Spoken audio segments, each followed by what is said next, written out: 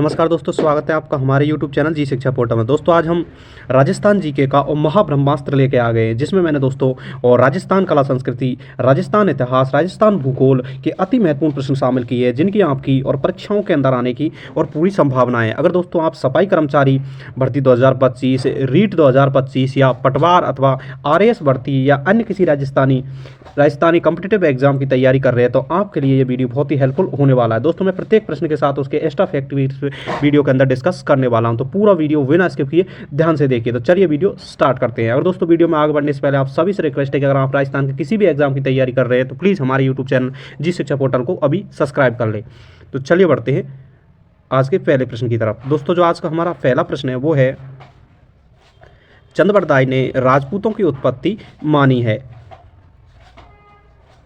तो दोस्तों इसका जो राइट आंसर होने वाला है दोस्तों वो होने वाला है और विकल्प सी, अग्निकुंड से। दोस्तों जो चंद्रबरदाई थे, इन्होंने जो अपना ग्रंथ लिखा था पृथ्वीराज रासो, उसके अंदर और बताया था कि जो राजपूत उनकी जो उत्पत्ति है दोस्तों वो अग्निकुंड से हुई है। यानी कि दोस्तों अग्निकुंड के अंदर और ऋषि वशिष्ठ द्वारा एक यज्ञ किया गया था उससे, और परमार, चालुक्य, चौहान और प्रतिहार 4 वंशों को उत्पन्न किया गया था। तो विकल्प सी इसका राइट आंसर हो जाएगा। अगर दोस्तों हम मध्य एशिया की बात करें तो जो अंग्रेजी और इतिहासकार है मैक्स मुलर, उन्होंने बताया था कि जो राजपूतों की उत्पत्ति है वो मध्य एशिया से हुई है। आई होप कि आपको इन्फॉर्मेशन हेल्पफुल लगी होगी। तो चलिए बढ़ते हैं अगले प्रश्न की ओर। दोस्तों जो आज का हमारा अगला प्रश्न है वो है, राजस्थान में मेवाड़ शुगर मिल की स्थापना कब की गई। तो दोस्तों इसका जो राइट आंसर होने वाला है वो होने वाला है विकल्प ए, 1932 में। दोस्तों राजस्थान के अंदर और मेवाड़ शुगर मिल की स्थापना भोपाल चित्तौड़ में और 1932 के अंदर की गई थी। तो विकल्प ए इसका राइट आंसर हो जाएगा। दोस्तों यह राजस्थान की पहली और चीनी मिल थी। तो चलिए बढ़ते हैं अगले प्रश्न की ओर। दोस्तों जो आज का हमारा अगला प्रश्न है वो है, राजस्थान में रामद्वारा संबंधित है। दोस्तों जो रामद्वारा है वो किससे संबंधित है। तो दोस्तों इसके जो हमारे विकल्प हैं वो इस प्रकार हैं।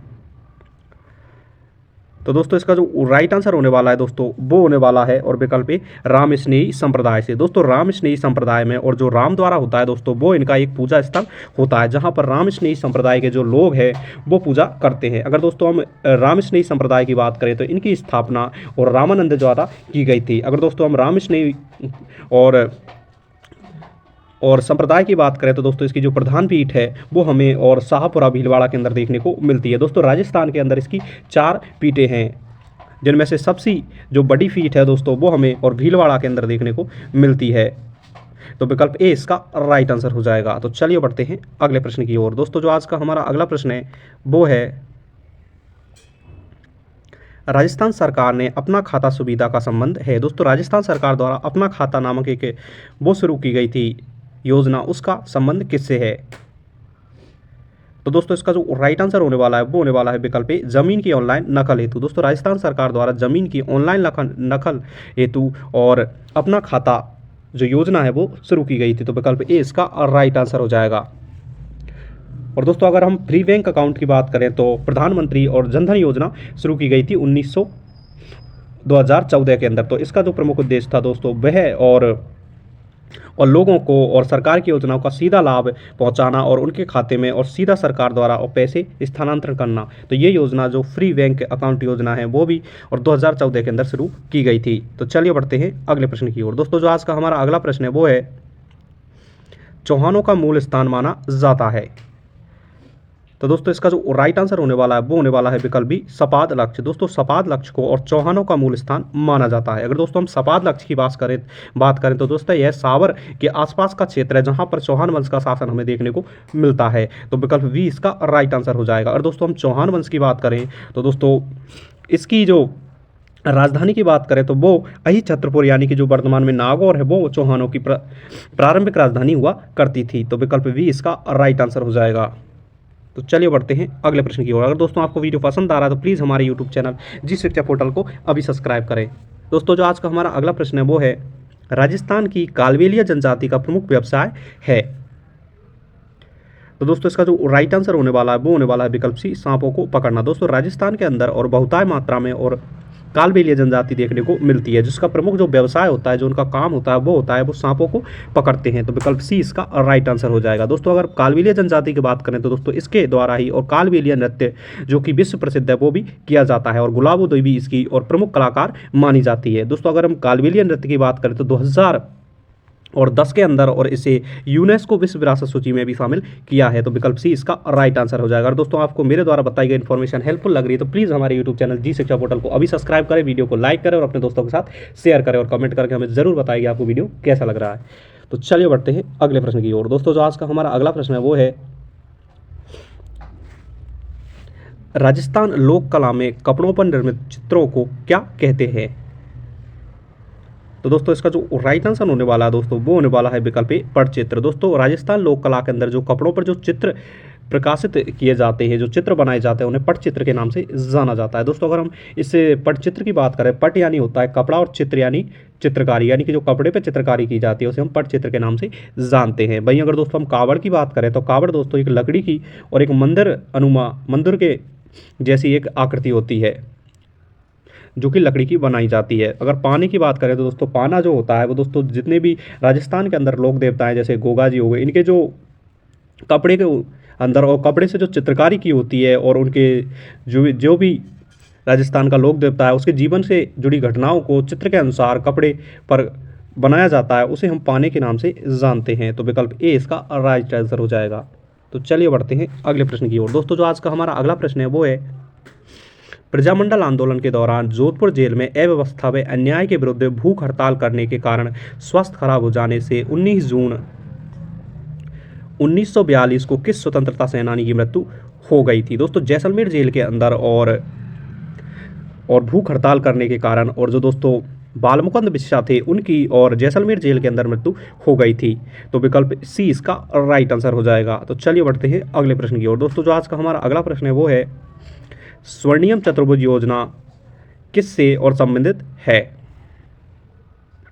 तो दोस्तों इसका जो राइट आंसर होने वाला है दोस्तों वो होने वाला है विकल्प सी राष्ट्रीय राजमार्ग विकास से। दोस्तों स्वर्णिम चतुर्भुज योजना और राष्ट्रीय राजमार्ग विकास से संबंधित है। अगर दोस्तों हम इस योजना की बात करें तो इस योजना का प्रमुख उद्देश्य और भारत के जो 4 बड़े शहर है जिसमें मुंबई, दिल्ली, चेन्नई और कोलकाता, इन चारों शहरों को और सड़क मार्ग द्वारा जोड़ा जाना है। अगर दोस्तों इस योजना की बात करें तो दोस्तों 2001 के अंदर इस योजना को और उस समय के प्रधानमंत्री अटल बिहारी वाजपेयी द्वारा शुरू किया गया था। तो विकल्प सी इसका राइट आंसर हो जाएगा।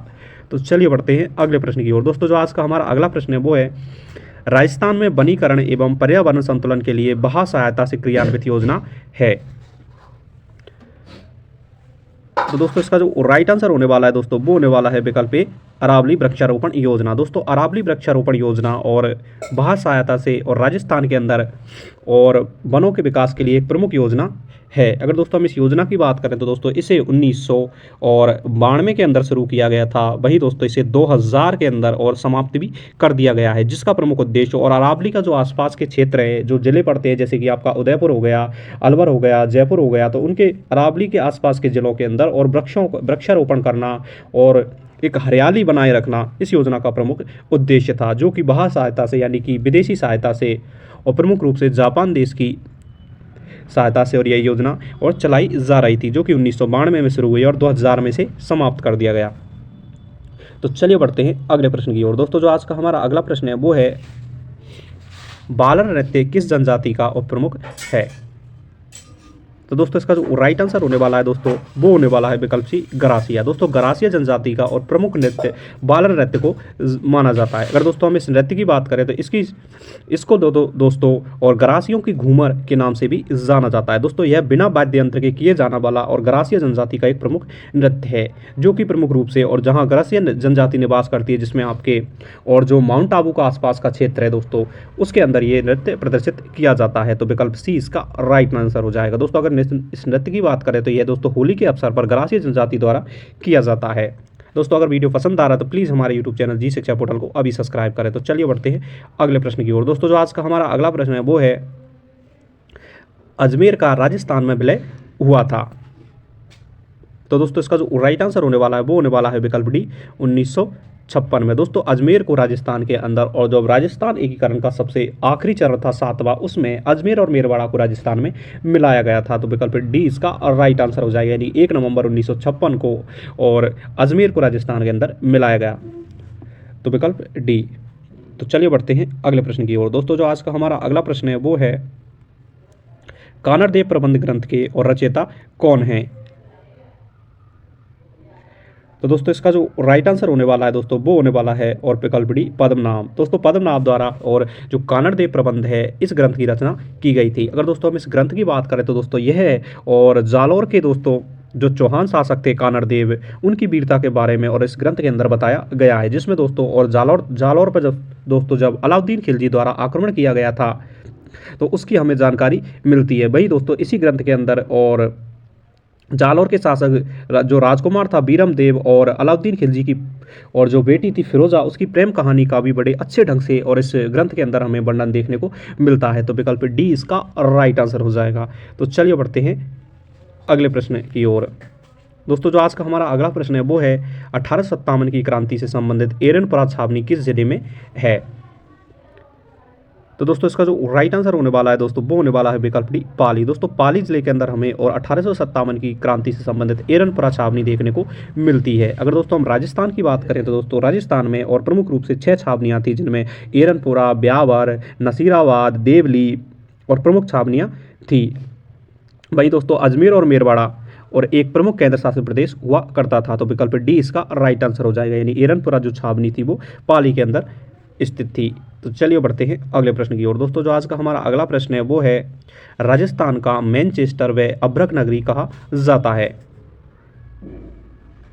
तो दोस्तों इसका जो राइट आंसर होने वाला है वो होने वाला है विकल्प ए भीलवाड़ा। दोस्तों भीलवाड़ा को राजस्थान का मैनचेस्टर और अभ्रक नगरी के रूप में जाना जाता है। अगर दोस्तों हम राजस्थान की बात भीलवाड़ा की बात करें तो दोस्तों भीलवाड़ा के अंदर और वस्त्र निर्माण अत्यधिक मात्रा में किया जाता है, यानी कि हमें वस्त्र निर्माण के अनेक कारखाने यहाँ देखने को मिलते हैं, इसीलिए इसे और राजस्थान का मैनचेस्टर कहते हैं। अगर दोस्तों हम मैनचेस्टर की बात करें तो मैनचेस्टर इंग्लैंड का एक प्रमुख शहर है, जहां पर और सबसे ज़्यादा कपड़ा उद्योग हमें देखने को मिलता है। इसी कारण और राजस्थान के मैनचेस्टर और भीलवाड़ा को कहा जाता है। भाई अगर दोस्तों हम संपूर्ण भारत की बात करें तो दोस्तों जो अहमदाबाद है दोस्तों उसे संपूर्ण भारत का मैनचेस्टर कहा जाता है। तो विकल्प ए इसका राइट आंसर हो जाएगा। भाई दोस्तों अभ्रक नगरी की बात करें तो राजस्थान में सर्वाधिक अभ्रक का जो उत्पादन है और अभ्रक का जो खनन है दोस्तों वो भी और भीलवाड़ा जिले के अंदर किया जाता है, इसलिए इसे अभ्रक नगरी कहते हैं। तो चलिए बढ़ते हैं अगले प्रश्न की ओर। दोस्तों अगर आज का हमारा जो अगला प्रश्न है वो है, राजस्थान में जलोढ़ मिट्टी का क्षेत्र है? तो दोस्तों इसका जो राइट आंसर होने वाला है वो होने वाला है विकल्प डी भरतपुर और अलवर। दोस्तों भरतपुर और अलवर के अंदर और राजस्थान में सर्वाधिक और जलोढ़ मिट्टी हमें देखने को मिलती है। अगर दोस्तों हम जलोढ़ मिट्टी की बात करें तो यह एक सबसे उपजाऊ मिट्टी है, जो कि हमें नदियों के और जो किनारे वाले क्षेत्र होते हैं वहाँ पर देखने को मिलती है। और राजस्थान के अंदर बात करें तो दोस्तों जैसे चंबल नदी है उसका जो आसपास का क्षेत्र है, बनास नदी हो गई, या दोस्तों राजस्थान की अंतर प्रवाह की जितनी भी नदियाँ हैं उनका जो आसपास का क्षेत्र है वहाँ पर हमें प्रमुख रूप से जलोढ़ मिट्टी देखने को मिलती है। तो विकल्प डी इसका राइट आंसर हो जाएगा। तो चलिए बढ़ते हैं अगले प्रश्न की ओर। दोस्तों जो आज का हमारा अगला प्रश्न है वो है, बिट्स कहाँ स्थित है? तो दोस्तों इसका जो राइट आंसर होने वाला है दोस्तों वो होने वाला है विकल्प डी झुंझुनू। दोस्तों जो बिट्स है यानी कि जो औद्योगिक इकाई बिट्स है वो हमें दोस्तों पिलानी झुंझुनू के अंदर देखने को मिलती है। तो दोस्तों इसका विकल्प डी इसका राइट आंसर हो जाएगा। तो चलिए बढ़ते हैं अगले प्रश्न की ओर। दोस्तों जो आज का हमारा अगला प्रश्न है वो है, राजकवि सोमदेव किसके दरबार में था? तो इसके जो दोस्तों हमारे विकल्प हैं वो इस प्रकार है।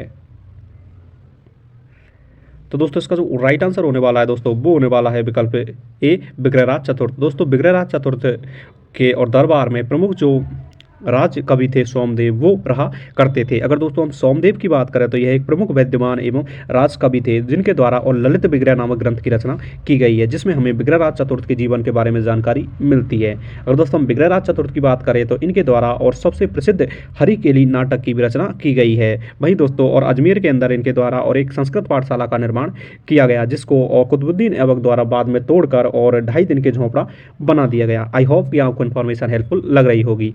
तो चलिए बढ़ते हैं अगले प्रश्न की ओर। दोस्तों जो आज का हमारा अगला प्रश्न है वो है, राजस्थान में रोजड़ा किसे कहते हैं?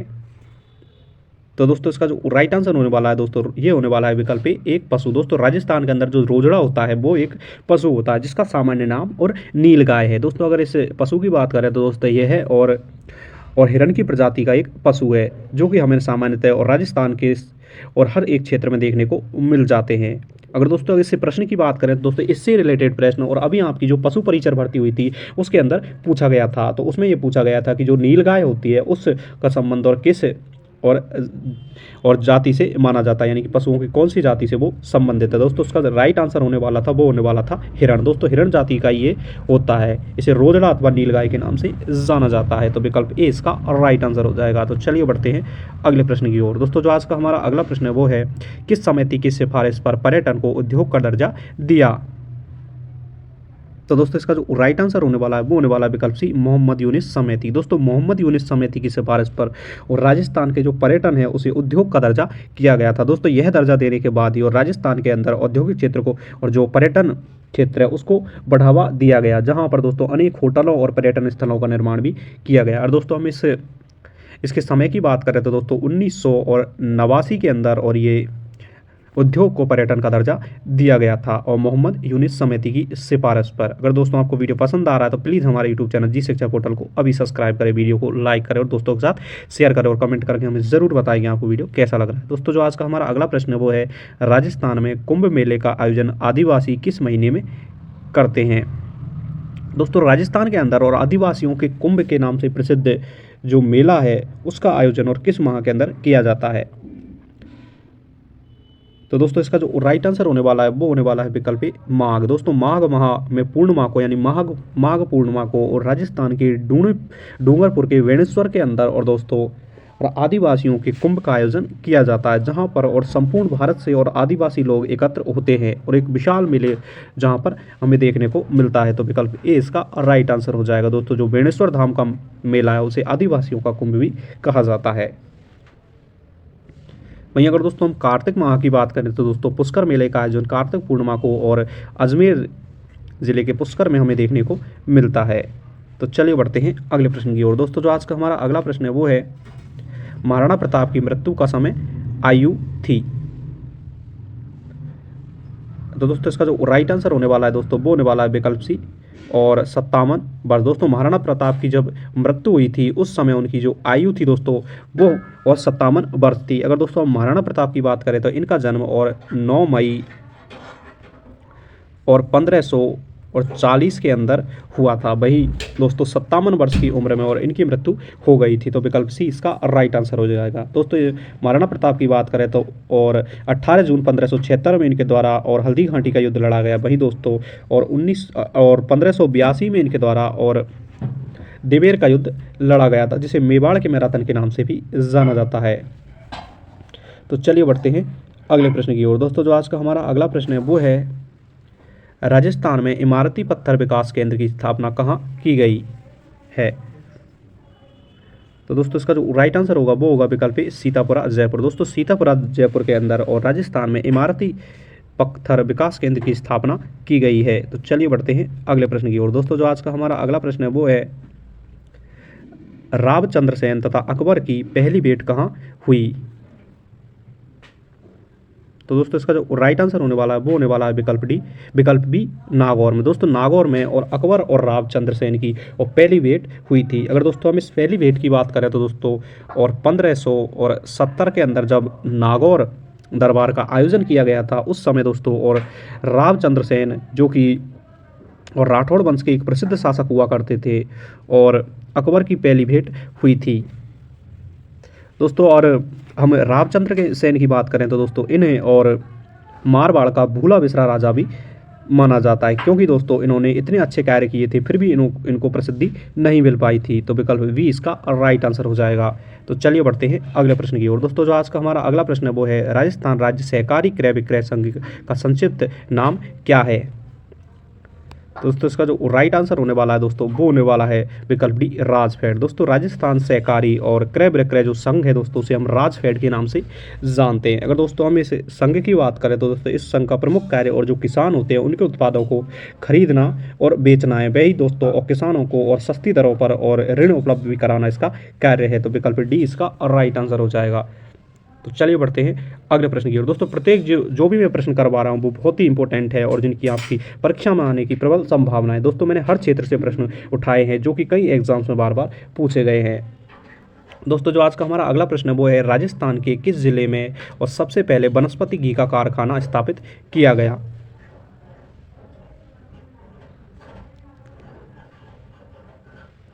तो दोस्तों इसका जो राइट आंसर होने वाला है दोस्तों वो होने वाला है और विकल्प सी, विकल्प डी भीलवाड़ा। दोस्तों भीलवाड़ा के अंदर और सबसे पहले वनस्पति घी का और कारखाना 1964 के अंदर स्थापित किया गया। तो चलिए बढ़ते हैं अगले प्रश्न की ओर। दोस्तों जो आज का हमारा अगला प्रश्न है वो है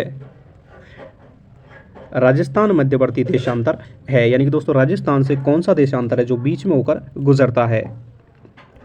तो दोस्तों इसका जो राइट आंसर होने वाला है वो होने वाला है विकल्प बी 74 डिग्री। दोस्तों जो 74 डिग्री देशांतर है वो दोस्तों राजस्थान के और मध्य से होकर गुजरता है।